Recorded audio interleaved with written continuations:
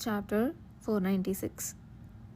At Steiber's words, the eyes of his friends and the members who were close to him all turned meaningful and joyous, like those of delighted children. Wow, finally, I'm really looking forward to seeing you unveil it in front of everyone.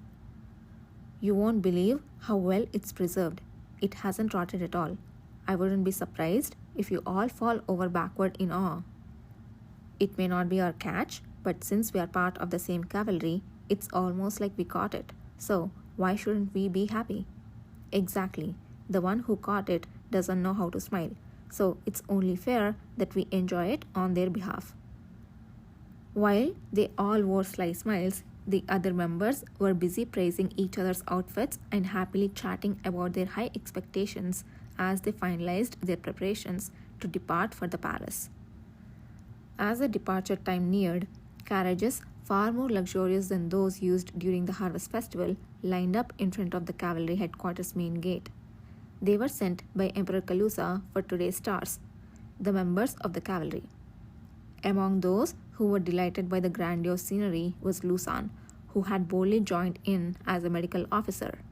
Standing next to him with askew posture was Anon, who didn't seem to care for the whole affair. However, his attire was so attractive that he couldn't help but draw the attention of those around him. Soon after, Ever, adorned in formal wear, descended the stairs that led to the dressing room with brisk steps. Upon seeing the smiling Steiber and the members, she paused for a moment, then approached and spoke. Steiber, is something special happening? You all look so happy.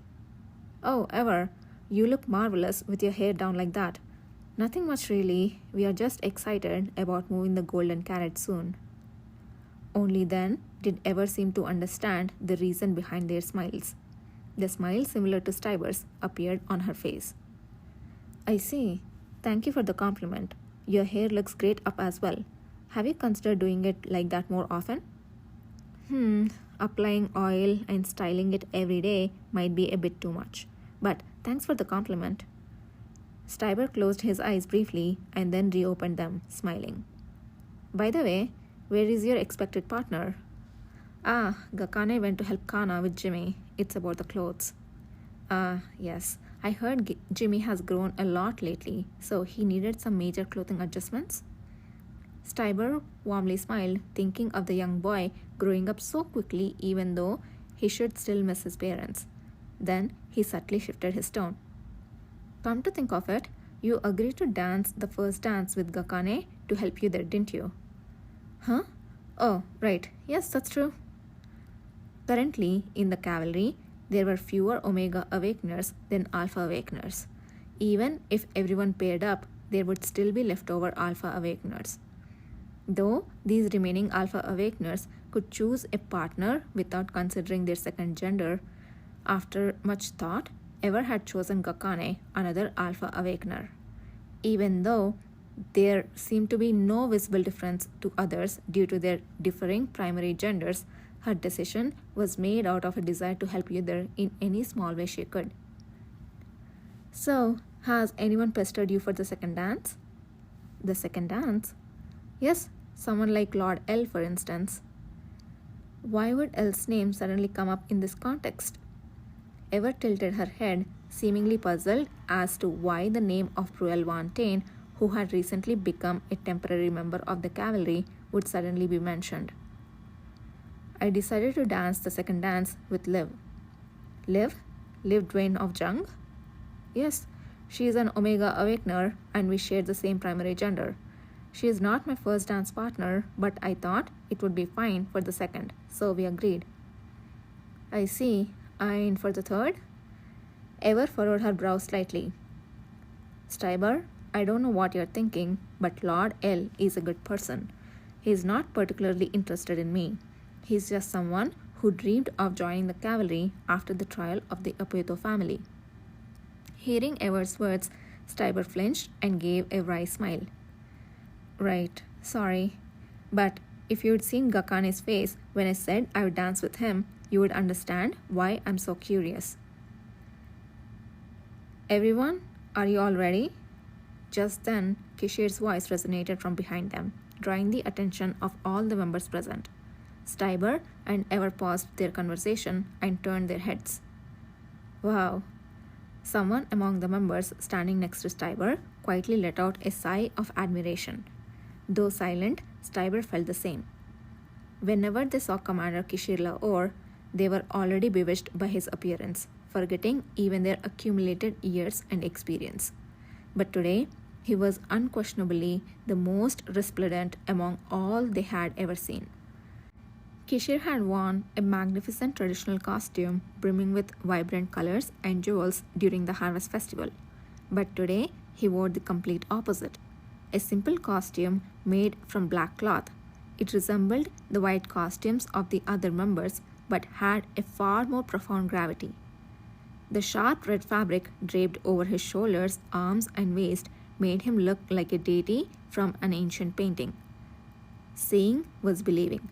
One couldn't imagine that a single piece of cloth could carry such a majestic yet humble aura. Apart from the golden embroidery on his outer garment, he had no other decorations, yet he appeared even more grand and overwhelming than before. A long earring in his ear and a single ring on his hand were his only adornments, and even those were void of any jewels. His golden locks and red pupils alone held more brilliance than any gemstone. Caught up in the spectacle of the towering commander, Steiber's focus was momentarily diverted until he noticed another person standing a step behind Kishir. Dressed as differently as the commander was, he was Yudir El, a proud member of the cavalry and a spiritual pillar of sorts. Oh! Steiber had only heard that Yudir wore a matching outfit to accompany the commander during his time in the western region, but he had never seen it. Yet the outfit he saw now seemed neither less nor more impressive than what he had heard. Like the commander, Yudir had swept his black hair back. Though wearing a lighter coat embroidered differently from Harvest Festival, one could instantly tell he was Kishir's counterpart. This was mainly because the belt tying his coat was astonishingly made of the same red fabric that Kishir wore. Dressed in a white formal uniform with a vibrant red sash stylishly knotted around his waist and wearing white gloves emblazoned with the emblem of the cavalry instead of his usual black ones, the commander's assistant Yudir shone like a chilly dawn star, his usual pallor nowhere to be seen. In a sense different from Kishir, Yudir seemed as though it was only natural for him to stand at the forefront, representing everyone else present. A strange yet captivating aura filled the eyes of the young man, who was only in his 20s. It was as if he had spent his entire life looking down on others from above. Why has everyone suddenly gone quiet? I know I'm extraordinarily good-looking, but it's a little embarrassing when even my men lose their composure like this. Only after Kishir broke the silence with a playful smile and a jest did the members regain their sense of reality. Bursting into hearty laughter, they lightly tossed comments back and forth, agreeing that he was right. How they were all surprised over again and bowing their heads before their leader. Well then, shall we go? Yes.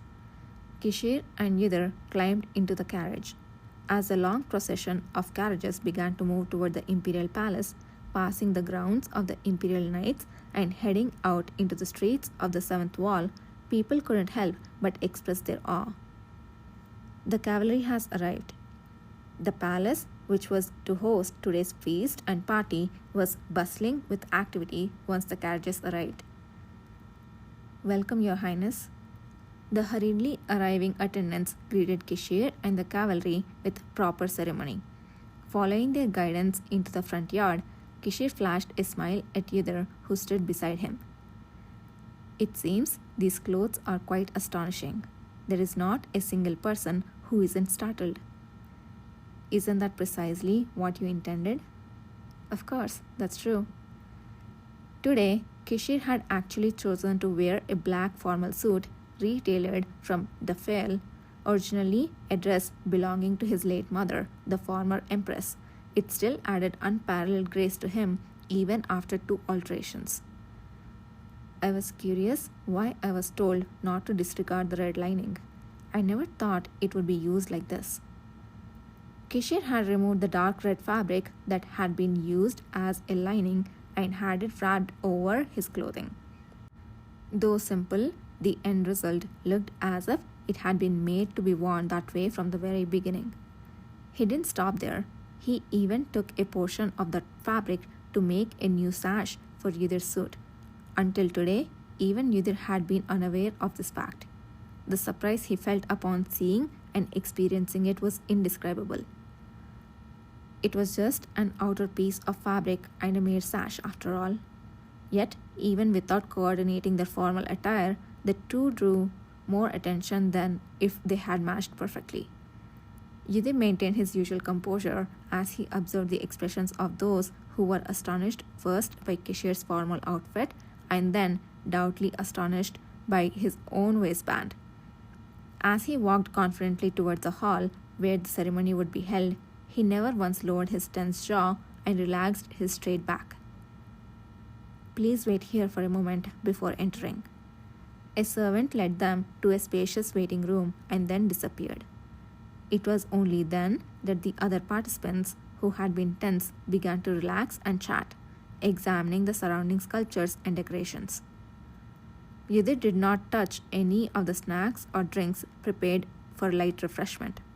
Instead, he gazed at the closed door, slowly reviewing the sequence of events he was to follow during the ceremony. After entering, receive the award in the pre-notified order, greet everyone, and return to my seat. Then the dance music will start, he thought. Yudhir, as he was reciting the sequence of events for the umpteenth time and considering any variables or other noble participants that might be present, he heard a voice beside him. Turning his head, he saw Kishir smiling, his eyebrows slightly furrowed. If you stand like that, people will mistake you for a sculptor. Whoever bought such a fine piece of art has excellent taste. You're particularly jocular today.